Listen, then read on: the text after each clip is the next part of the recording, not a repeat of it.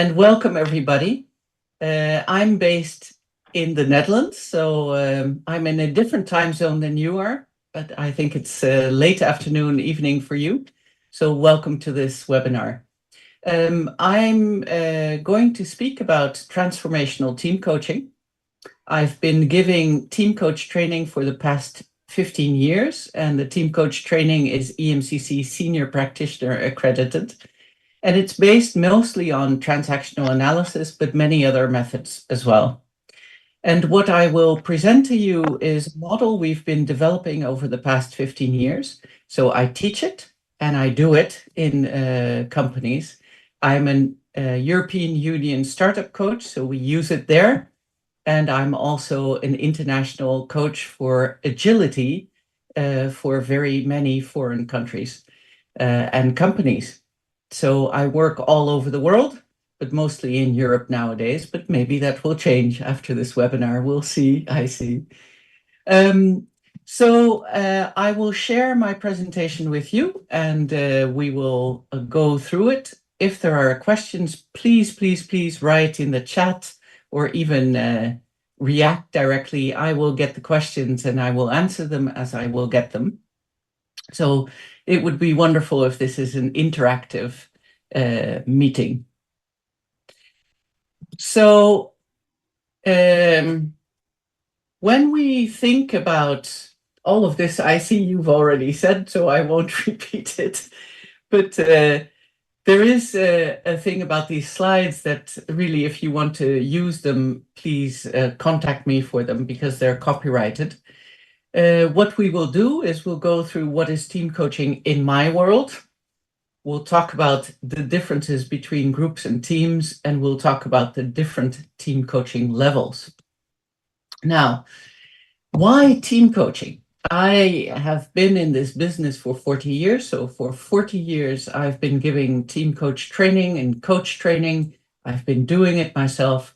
And in the beginning, I gave a lot of individual coaching. But when I gave executive coaching, you know, the leaders would come to me, they'd have a problem. And the third or fourth session, they'd all say, well, I've really changed a lot. And but my environment, the company hasn't changed. So now I'm leaving. And I thought, oh, no, that's not what I want, because I want the leaders to change and then they can change the organization. I really wanted more systemic impact. And so I started to get interested more and more in team coaching, and I've switched almost completely to team coaching as a main product with executive coaching in between.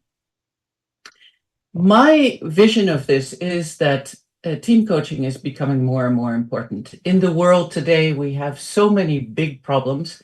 We cannot solve them individually. We really need teams to innovate. Groups are not enough to innovate. We need teams. And because organizations are really teams of teams, we have to focus on this interdependence. We've lost some of that sense of interdependence. Interdependence means that I accept if I win, you win. If I lose, you lose. And we've lost that sense in organizations, but I think in society as a whole. And team coaching helps us recover that capacity and will help us innovate to solve the wicked problems of the future and of today. So there are many different definitions of team coaching. I'm sure you've heard other people speak of it, or maybe you read other things. But I really like the definition of Peter Hawkins, my colleague. And he says, team coaching is really a process where the team coach works with the whole team when they're apart, when they're together, to help them improve their collective performance for the key stakeholders. And I think that's really important. Team coaching is always focused on what can we do together that we can't do alone? That's a main question. What can we do together that we can't do alone to improve the performance for our end users? And I think that makes it a very business-focused process where we should never lose sight that we're doing it for the end consumer.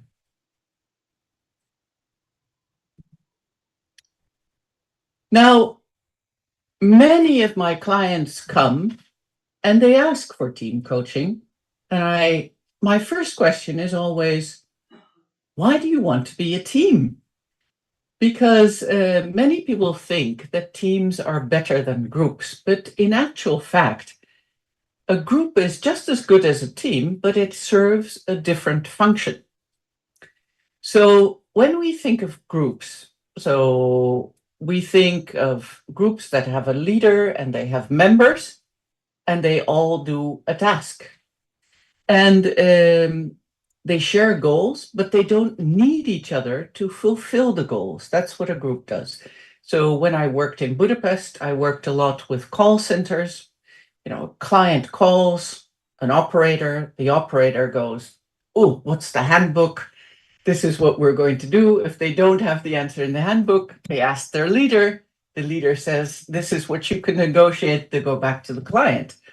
And so this person, the operator, doesn't need his colleagues to find an answer.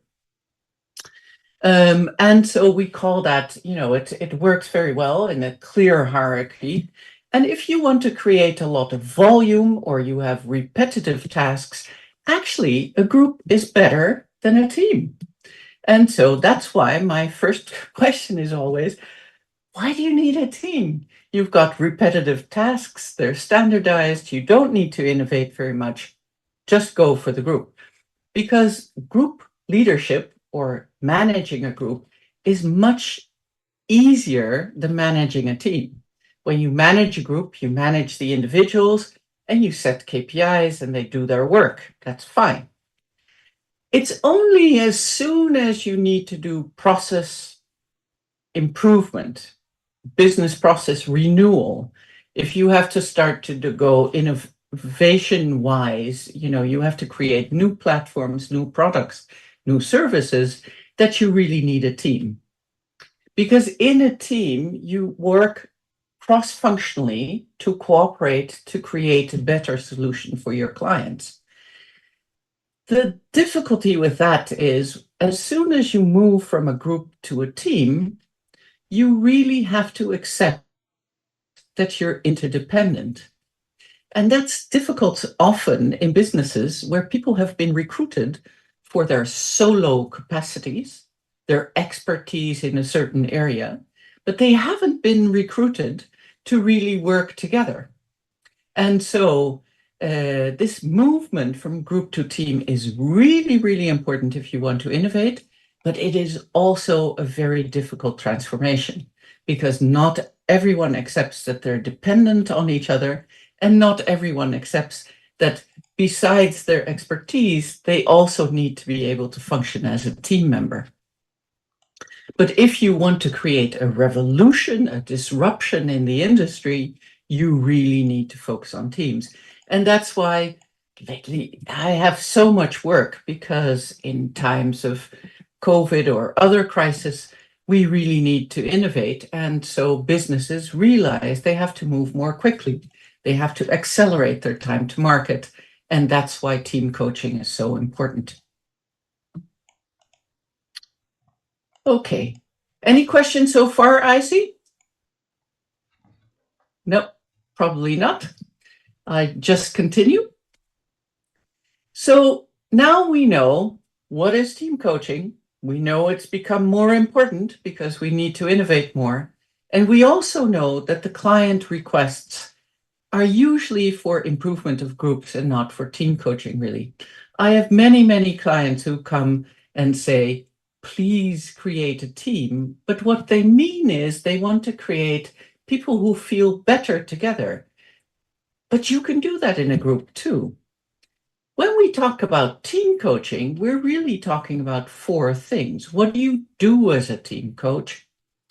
You look at direction, structure, relationship, and what we call psychodynamics, or let's call it, for simplicity's sake, let's call it the unconscious culture, the culture of the group. Any team coach really should focus on these 4 areas.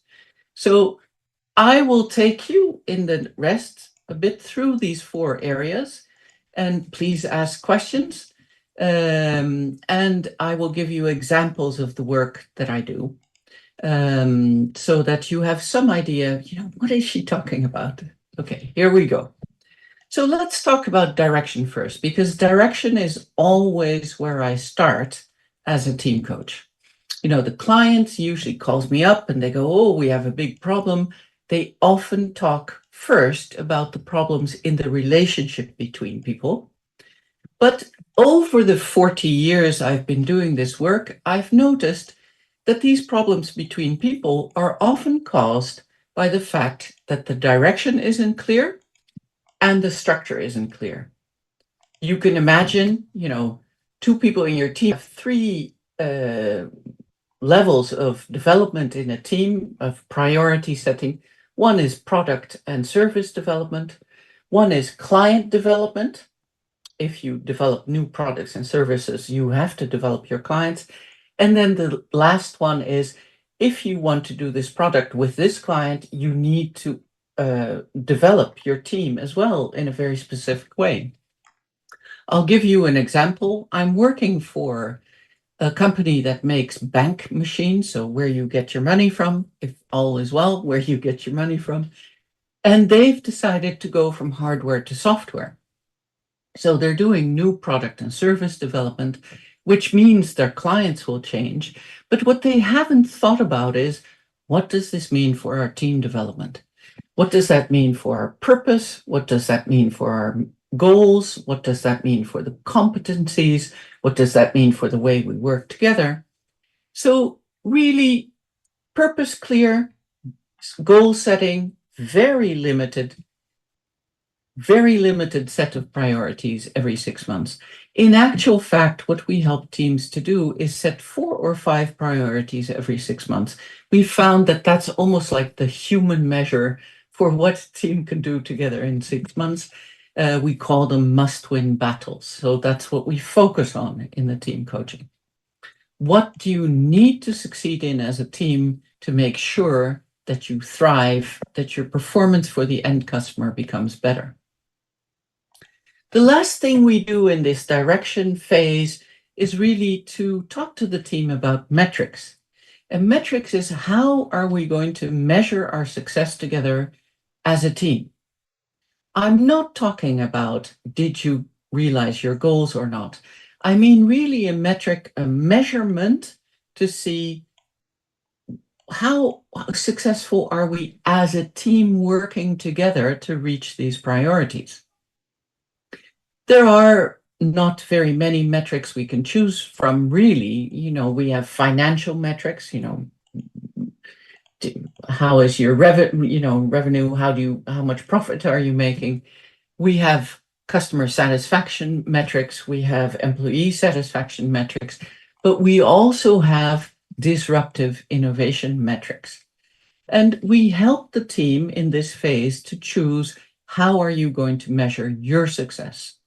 It's not an easy thing, because what we teach them is to choose only one measure and not 100 KPIs, but one measure for success.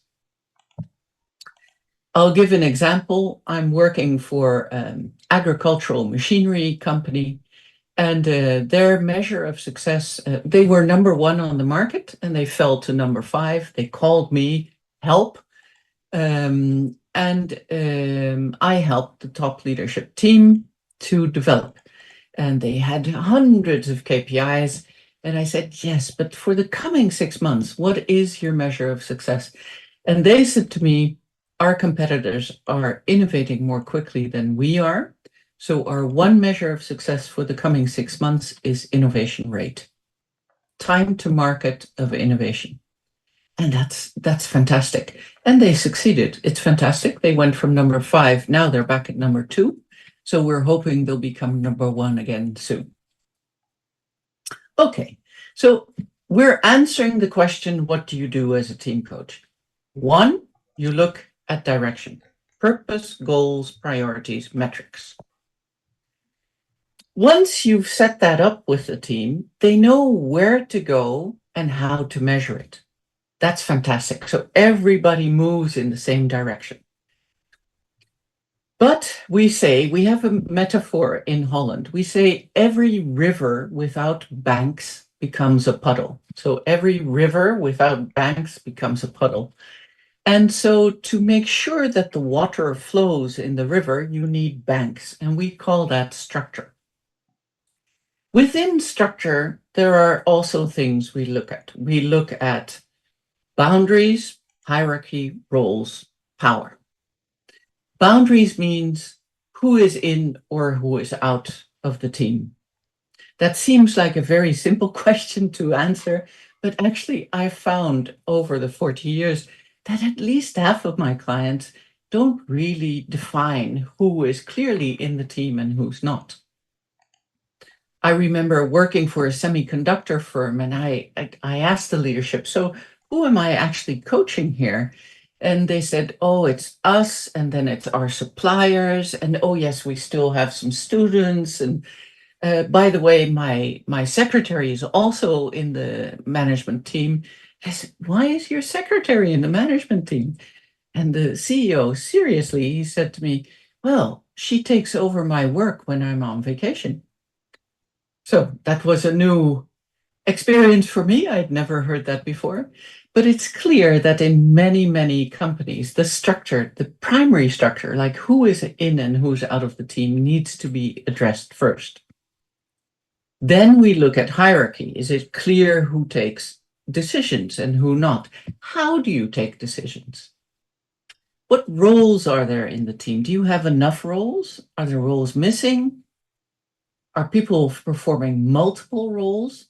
Usually if people do multiple roles, more roles at the same time, performance goes down. And so we're very careful about that.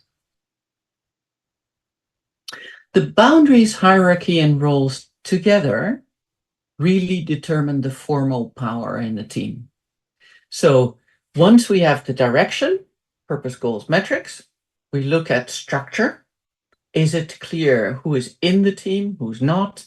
What formal relationship do they have towards each other? And how do you take decisions? Where is the power?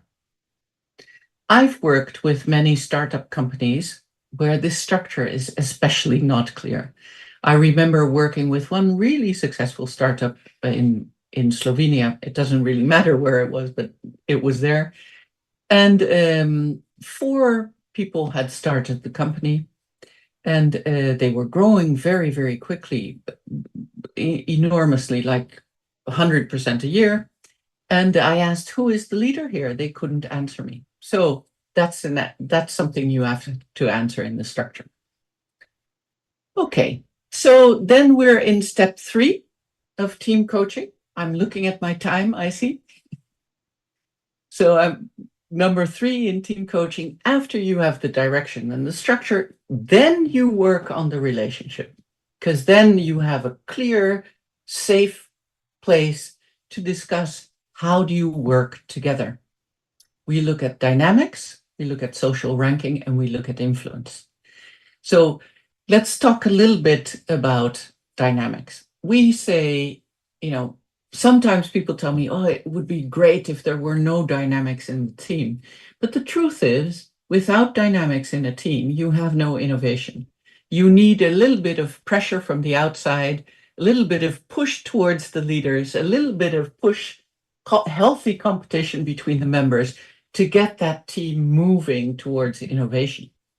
The trick is what we look at as team coaches is, are these disruptive dynamics in balance with the cohesion in the team? So are these pressure, is the agitation in balance with the force where people really want to be together in the team? That's a very important factor in the cooperation within a team. The second thing we look at as team coaches is, does the leader keep a similar, an equidistance, we call it, a similar distance from all the members in the team? What we found is many team leaders are lonely, and so they have special friends in a team. And it's like a family. As soon as you have a favorite child, the other children start to fight. You can imagine that. So what we look at as well in that relationship is the leader managing his distance to the people well? If there are some people closer and more people further away, you see often that they don't really work together very well. The last thing we look at in that relationship slot, how to cooperate, is does everybody have influence in the team? Everybody, from when you're born as a baby, we're born in groups. You're born in relationship. You're attached to your mother. And that means you're always born in relationship. And that means as a child, even when you're very young, you want impact. It's the same in teams. Everybody wants to have impact and wants to be heard. So that's the third thing we look at in the relationships in teams. I'm giving a lot of information already, but to summarize, we know there's a difference between groups and teams. Teams are needed for innovation. When we do team coaching, we do in the order, first direction, then structure, then relationship. And now I'm at my fourth point. And the fourth point is, once you've done that, people know where to go. They've got a safe container to do the work in. They have sorted out how they will cooperate together. What can we do together that we can't do alone? And the last thing we do is we look at, is there anything left in terms of culture that we need to change? So you can see a couple of things we look at as team coaches. One is imago, and mostly imago is about how do you see the team? And it's mostly for me, at least in my world, about what reputation does this team have in this system of other teams in the organization? So we really check with the team, what reputation do you have? Go talk to your stakeholders. What do they think of you? What do they think you need to change? Talk to your end customer. What do they think you need to develop as a product or a service? What do they think you could improve as a team? And then we all come back and look at, so how can we improve the reputation of this team? That's the fourth part in the psychodynamics. What can we do to improve the reputation? We look at, do people in the team have not realistic expectations about how the team functions? And we look at, do the personalities in the team fit together? Now, I use many personality kind of theories like MBTI and DISC, but mostly I use PCM, Process Communication Model, to figure out, do these people actually fit together? I remember I worked in a team where we did this personality test, and the leader was what we call a promoter rebel. So this guy was really focused on action and really focused on disruption and in disruptive innovation. And when we did the test, we found that all the people under him were what we call structured thinkers. So they were all into analysis, and we don't take decisions before we know all the information. They were engineers. So, and it just didn't fit. So we went back to the leader and we said, listen, if you want to feel more comfortable in this narrative, this psychodynamic level, you need to start recruiting different people. And he did, actually. So that was one of the outcomes of our team coaching. My experience is the team is most powerful and most quick and most effective if direction, structure, relationship, and culture are all pointing in the same direction. As soon as one of these levels is pointing a different way, you see that the team becomes less effective. I'll give an example. So I was working with an airline company, and in the airline company, we were getting really slaughtered by the cost-effective airlines, let's call them that, the charter function. And this airline went, yes, but we're the Rolls Royce of airlines. We can't do this differently. And but they had to create, airlines lose the most money when they're on the ground. So they had to get off the ground more quickly. And to do that, we had to change the purpose, the structure, the way they cooperated, but also the culture there. What we found in the beginning is the culture was still very traditional. It was the Royal Airline, so you can imagine it was very traditional, where really from the marketplace, traditions didn't help because we were, the charter airlines they had a turnaround time of passengers 24 minutes. And this traditional airline, it took 1 hour 36 to move passengers on and off. So, they had this culture, and the need to change direction was completely opposite, and you could see the performance go down. So, what am I saying? I'm saying if you're a team coach, you work at all 4 of these levels: direction, structure, relationship, psychodynamics. If you want to create the most powerful team ever, you make sure that all these 4 things are pointing in the same direction. Okay, I'm going to take a little breath here, I see.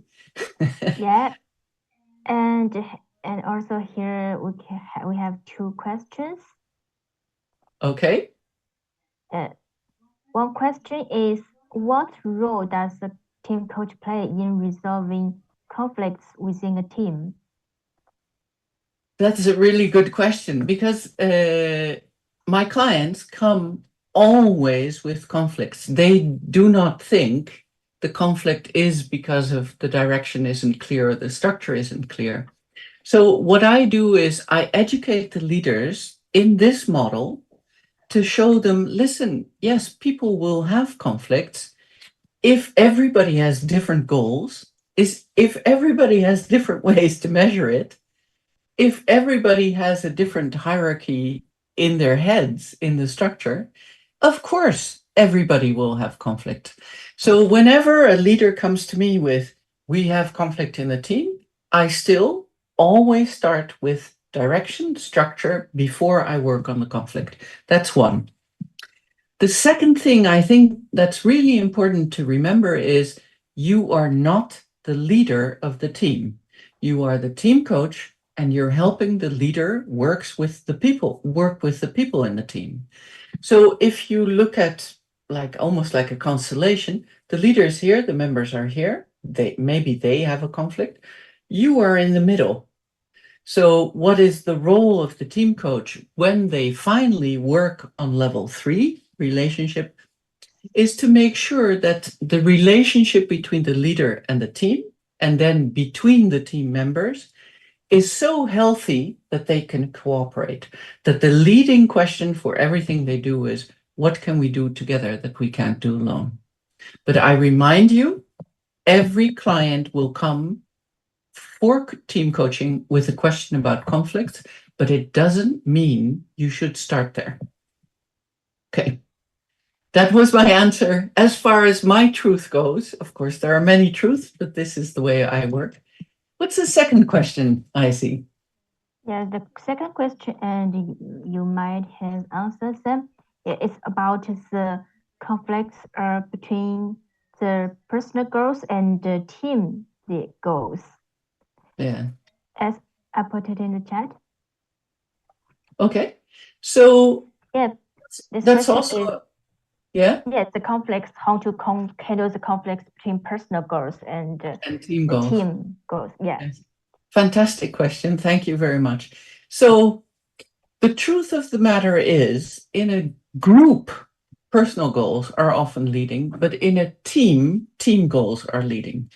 So the sacrifice, if you want to call it that, if you want to work in a team, you have to adapt to the team goals.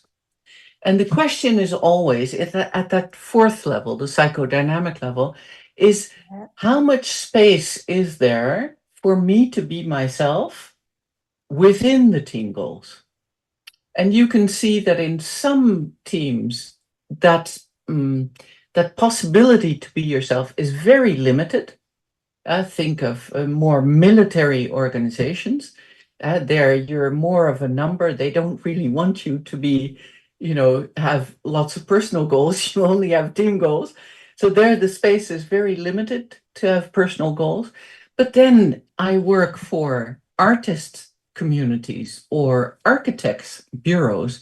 And there, of course, they want people to have their personality and their personal goals because the business is based on creativity. So there is always a tension, I understand that. But if you work in a team, the cooperation contract is based on, do you accept the team values? Do you accept the team purpose? Are you willing to give up a little bit of your personal goals to work in this team? If the conflict becomes too great, then there are two options. You can try to influence the team goals, or you can leave. It's as simple as that. So, and I think many team leaders aren't that clear. So we help them be very, very clear. I remember I worked for Shell, and in the first month I worked for Shell, I was one of the heads of the organizational development in Shell. One of the first things Shell does is they make a chart of your personal values and goals, and then they compare it with the Shell values and goals. And if that distance is too great, they have a conversation with you and they say, I'm really sorry, but you don't fit. It's a tough world out there. So that's my answer, I see. Thank Okay. you. Shall I continue, or are there more questions? Yeah. We can just continue. Okay. Yeah. Let's see what other surprises we have.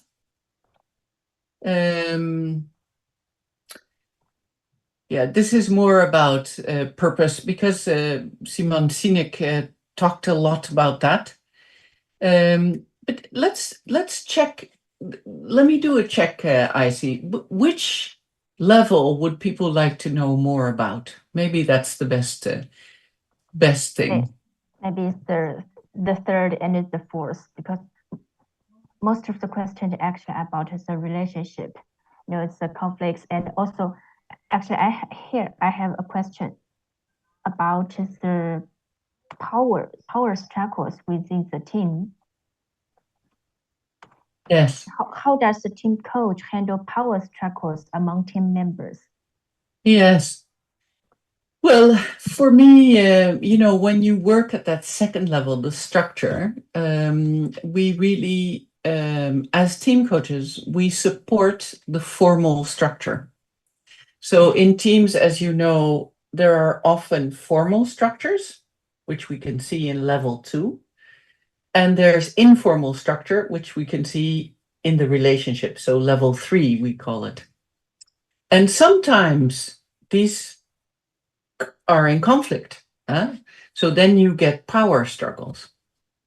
So that's one reason we have power struggles. The other reason we have power struggles often is when I come into teams, for instance, I ask them, how do you take decisions? Most teams do not have an answer.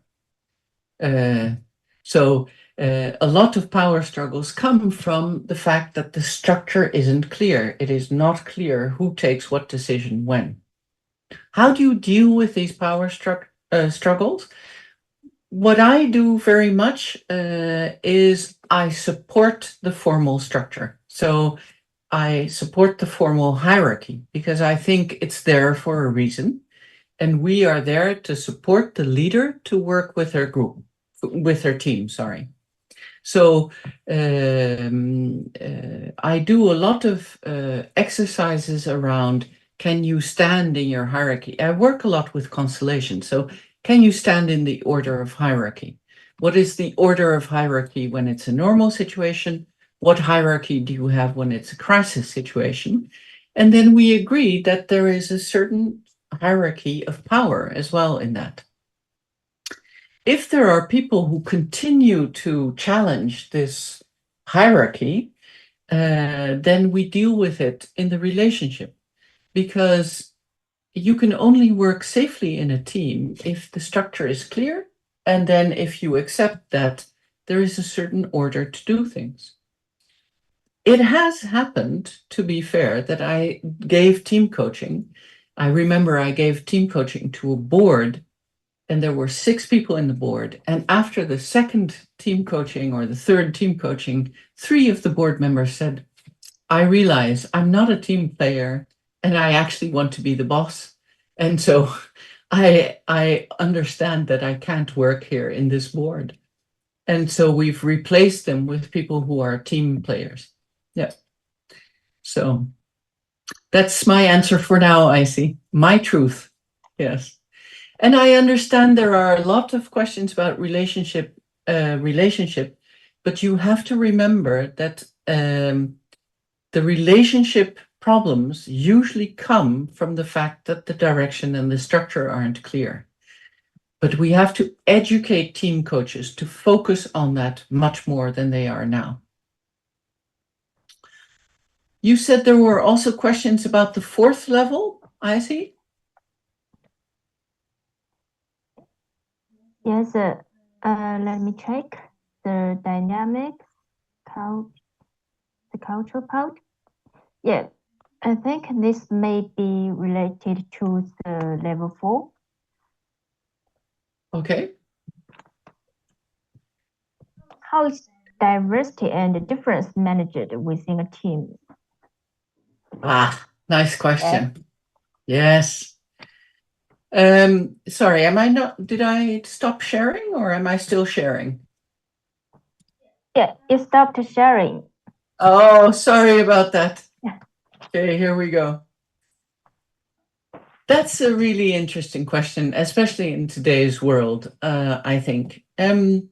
What we know from research is that the more diverse a team is and the more they use diversity, the more innovation takes place.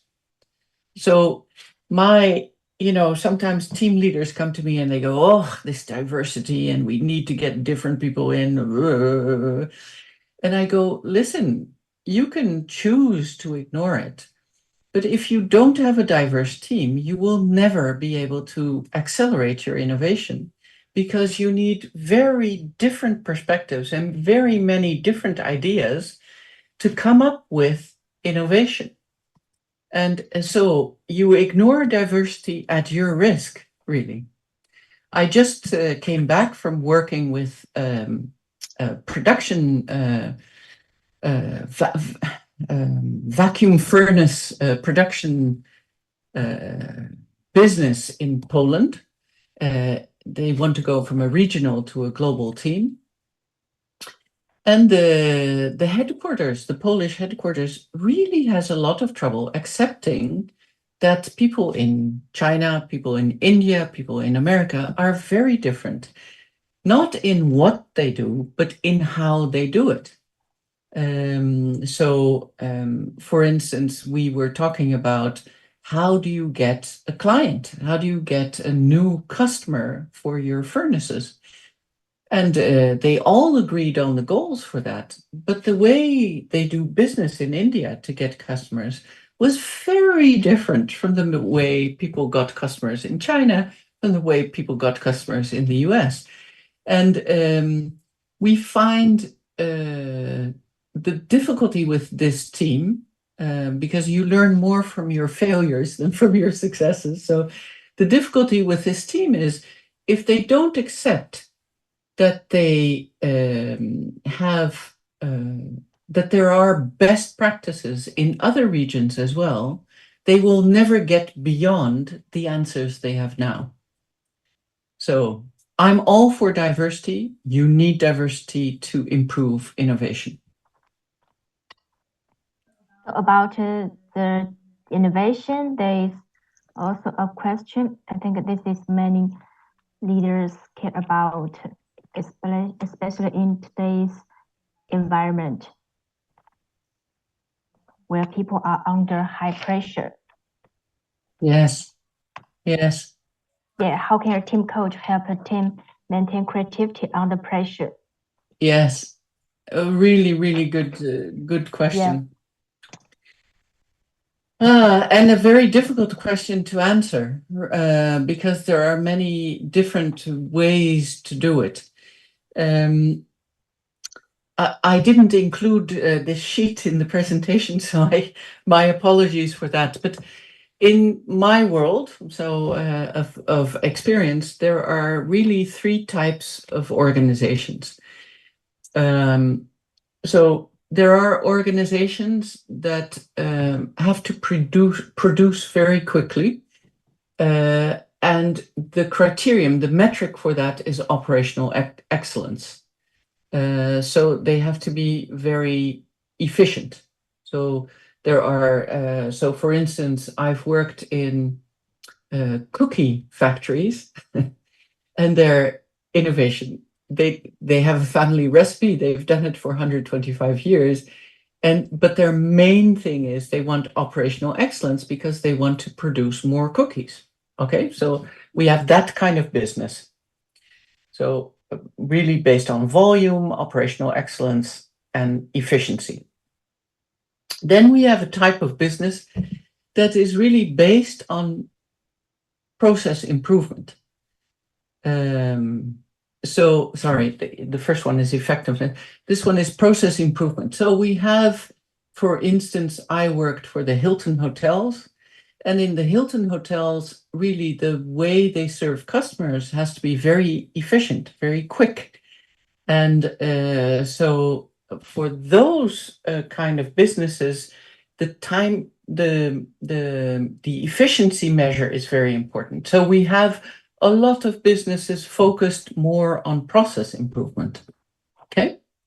And then we have a type of business that is really focused on disruptive innovation. It's not so many, thankfully, it's more and more.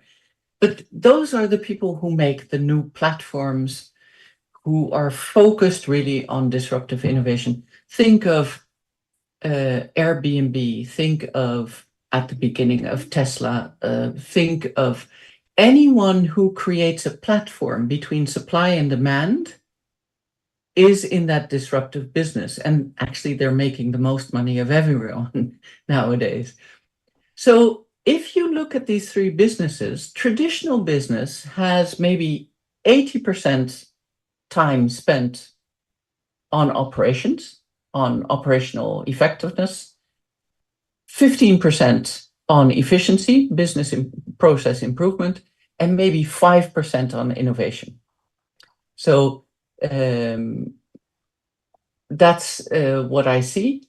If you want to become more innovative, you have to standardize your operations and automate them. AI really helps with that.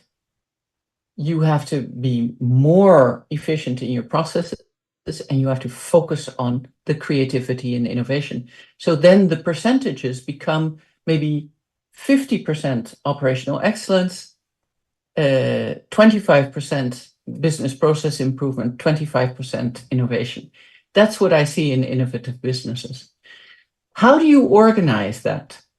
One is, how do you keep people creative? One is you can make sure that their time is spent differently. So I notice a lot in the teams I work in that they spend a lot of times on what we call firefighting, ad hoc. They haven't organized very well, and so everything is a surprise. And so they're caught in the loop of operational work all the time. And they don't have time to innovate. So one answer is make sure your people have time to think about process improvement and innovation. The other thing you can do to make sure people stay creative is you can also choose to structure your business differently. So I worked for a flavor and fragrance company. They make everything from, how your washing powder smells to very high-end perfumes. And there they have chosen to create a separate building for creativity. And so there is a separate building for operations and a separate building, which is a completely different look and feel for the creative people, for the perfumers. As soon as people go through that door, you can feel that creativity in the air. So that's another way you can organize creativity. And I think the third thing I would say is you can train people to become more creative.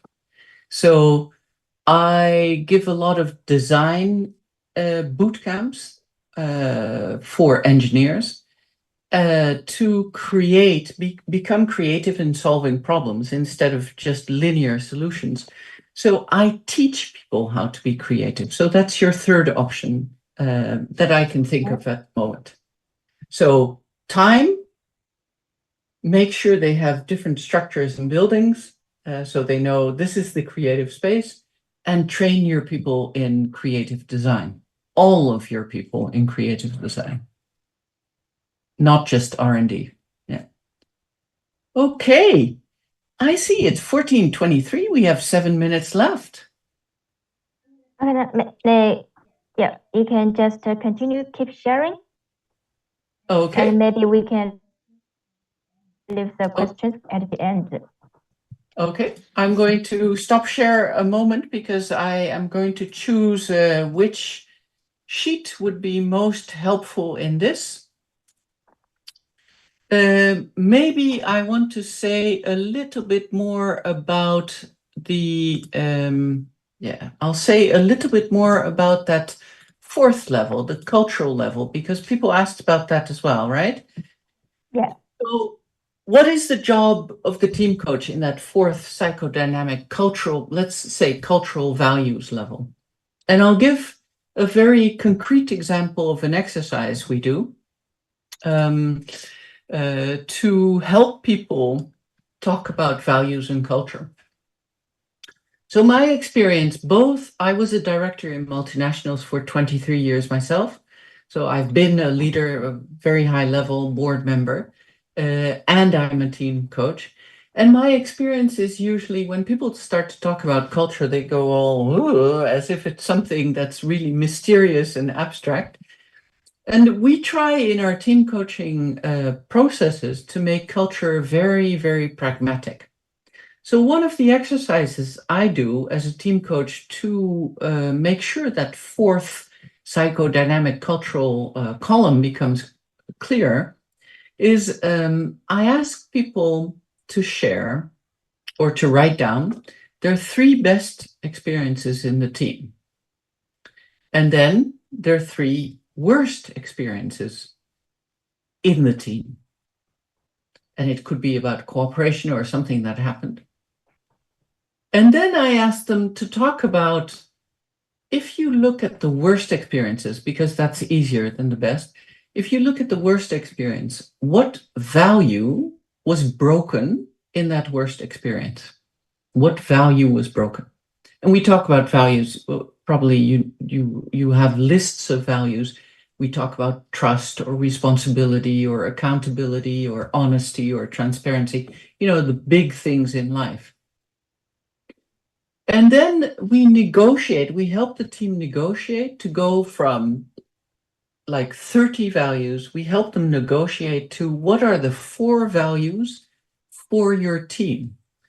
And they always go, yeah, but the organization has values on paper. No. It's about what 4 values will guide all your behavior in this team. And then they come up with 4 values. This kind of exercise has been very, very impactful. I remember one team I was working in, they asked me, can you create a more transparent culture in this team? And I said, sure, but I want to talk to your people first. So what's going on?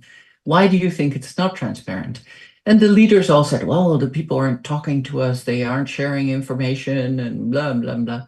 What leaders usually say, that the members aren't proactive enough.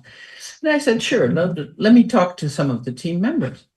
And I remember this very well because I was talking to these team members and I said, what happened?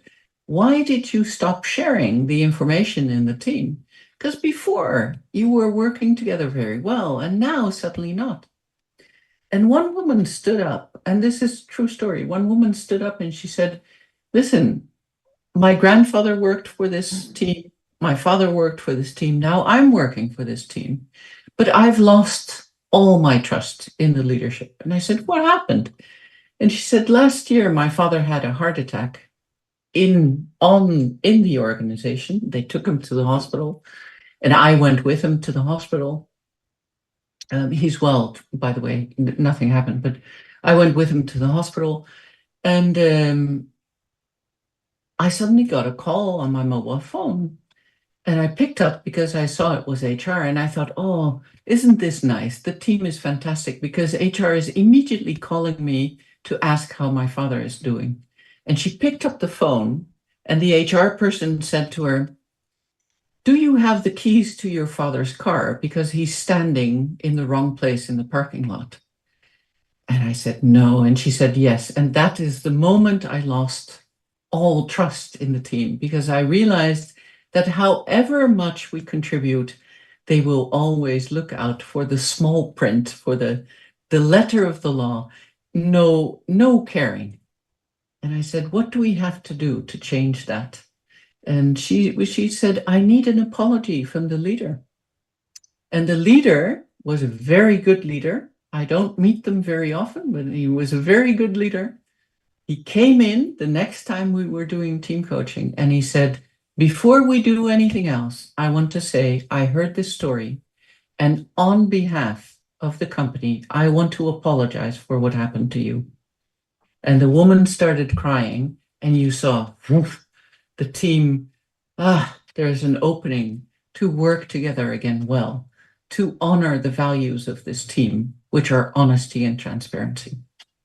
So if you want to say, how do you work at the cultural level, this is an example. I hope that's enough information for now. It's a beautiful story, Kelly. Thank you. Thank you for sharing. Yes,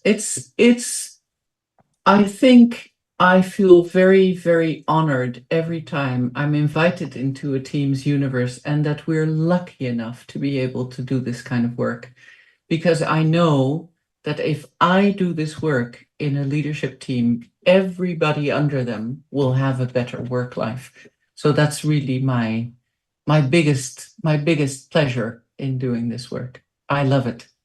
And that's why I also teach it through Intact Academy, because I think more people should be able to do it. Yeah, this will make more people benefit, and the team, the organization. That's it. Actually, it's very great. Let's see, maybe we have another question.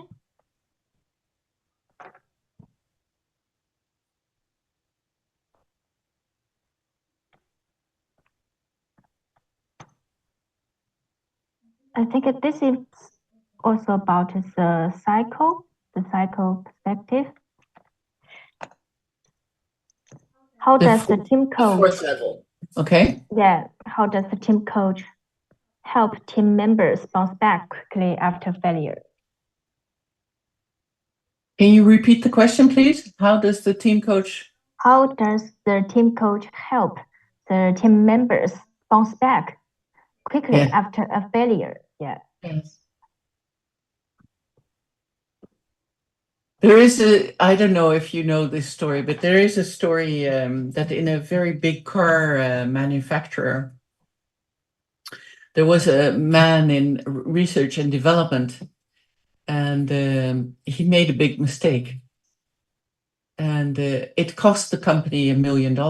So the next day, this guy comes to the CEO and he says, this is my resignation letter. I understand I've made a mistake, and so I understand I have to leave.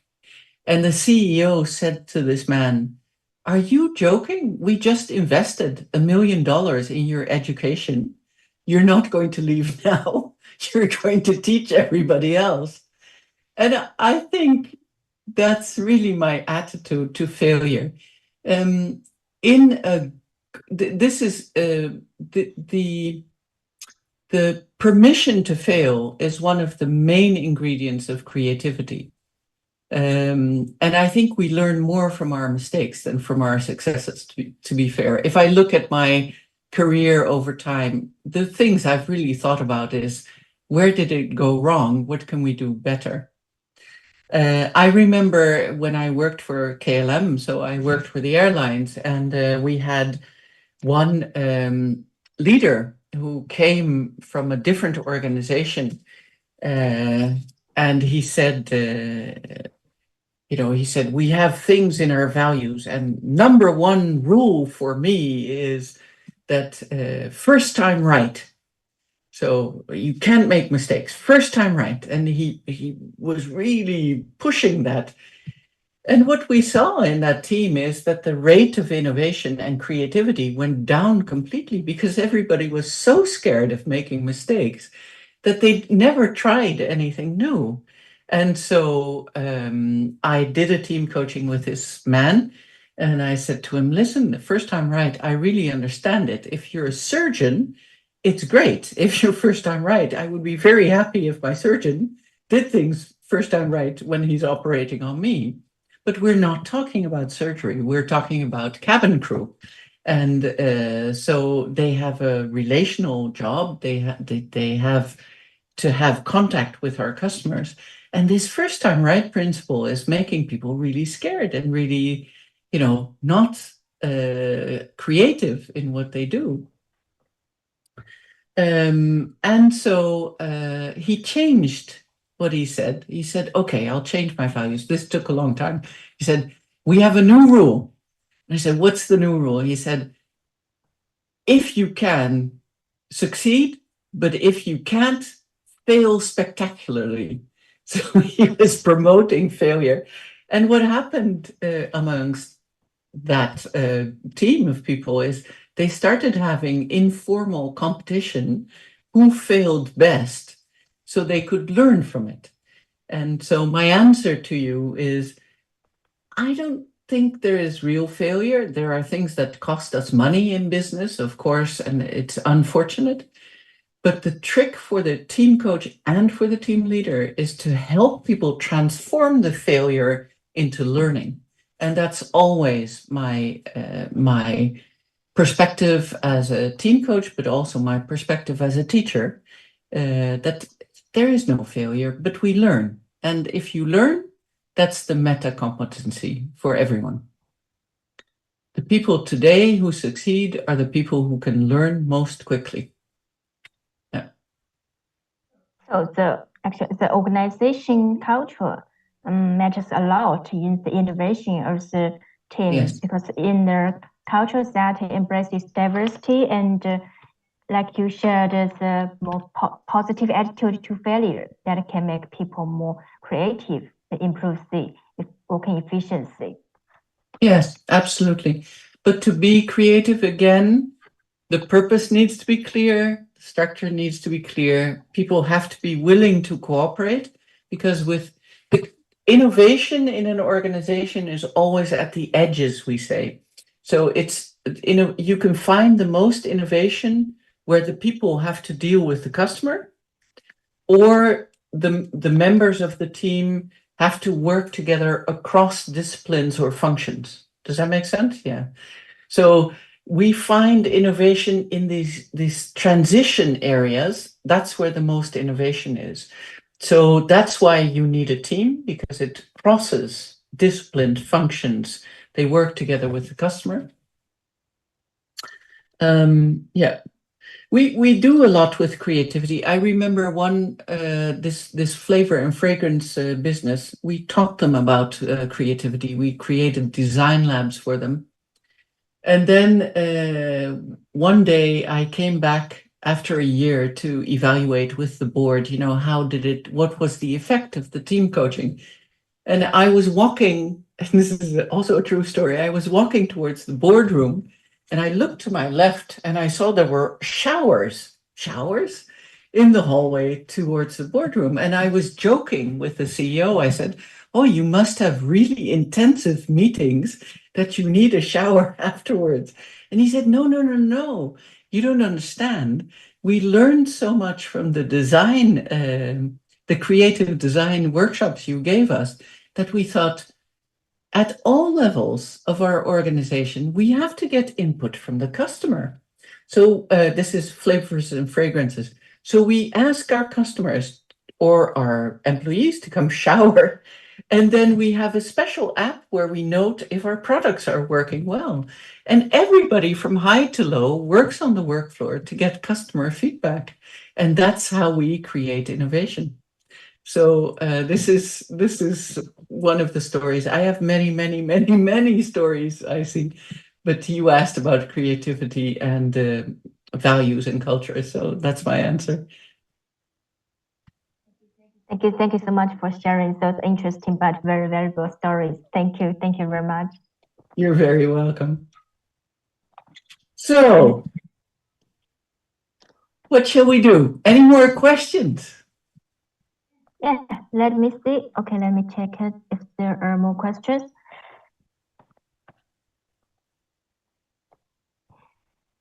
Yes, here is another question. How does the team coach address communication barriers within the team? How does the team coach work with communication in the team? Yeah, address the communication barriers. Yes. Within the team. Yes, we're this level 3 is really interesting to you. So that's the relational level. Huh? Yeah. So again, you know, whenever we do an employee satisfaction measure, and many people do, we spend millions doing employee satisfaction measure. The things, there's a top 3 that always comes out, however good or bad your organization or team is. So number 1 that they complain about is the communication from the leaders to the members. So the members of the team always say, oh, the leaders don't communicate enough. Number 2 is the distance of the leaders. Well, we can talk about that later. But yeah, so communication often comes up as an issue within the team. And to be truthful, the communication under stress is usually quite bad. When I get called in, they always have communication issues. I think what is important to understand is that team leaders always have access to different information than team members, but they need each other's information to be able to work. So team leaders, if you can imagine, team leaders look outwards and then they look at competitors and clients. They create a strategy and then they look inwards and they communicate down. This is what we should be doing. The leaders are the guardians of the purpose and the structure, of the direction and the structure. They're the guardians. The people on the work floor have different information because they have direct contact with the product or the service, and they have direct feedback from customers often. But the leaders don't have that information. So if you want to create a very agile, innovative team, these 2 communication lines have to meet. That makes sense, huh? Because they both have different communication. But unfortunately, in most of the teams I work in, these communication lines are not working very well.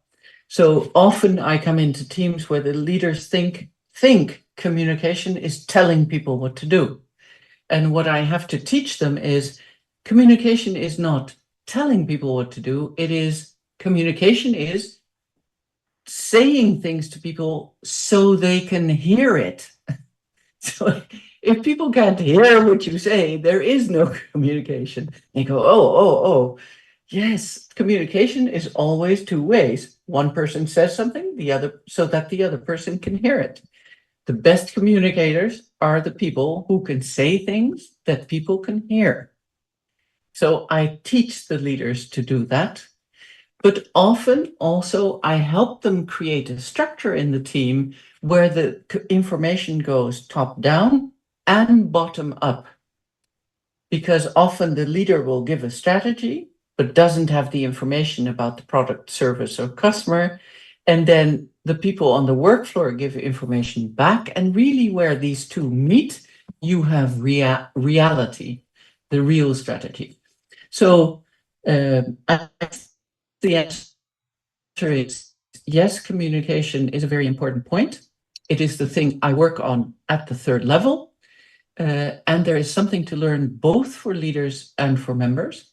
And we create a structure where there is a meeting between the top down and the bottom up communication, because else you cannot innovate. So does that make sense, Icy? Yes. Cool. Thank you very much. Actually, the model you shared is the 4 levels of intervention. It becomes clearer, huh? Yeah. Yeah, actually, it's so informative. You have shared a lot, but yes, actually, I think we have more and more to dig out from these 4 levels. It is very thought-provoking. Thank you so much. Yes.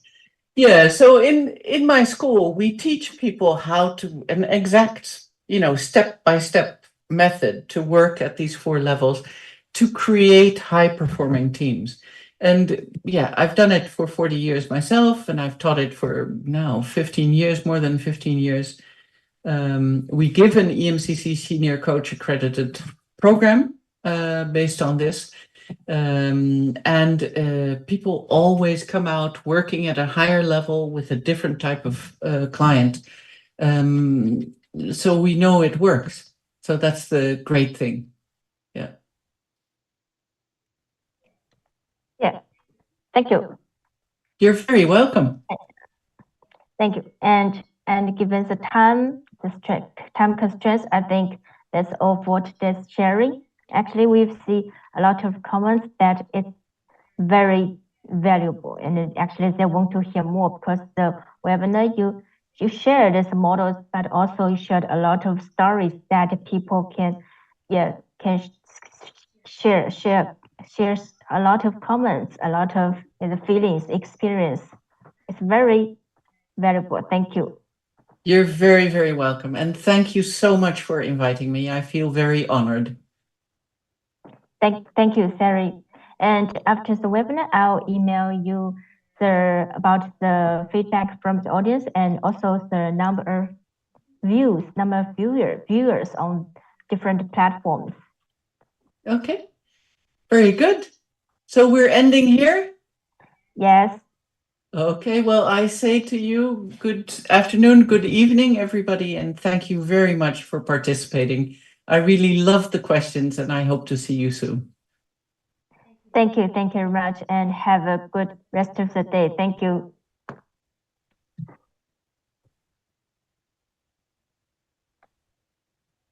And I will share. Yes, that's all for today's webinar. Thank you very much, Sari. Okay. Thank you. Shall I leave? Yeah. Okay. Bye bye. Thank you. Thank you. 好，那我们非常感谢 Sari 博士刚才精彩的演讲，就是关于团队教练的话题。那他今天分享了非常多的故事和案例，那是非常的有趣，我相信大家也能感同身受。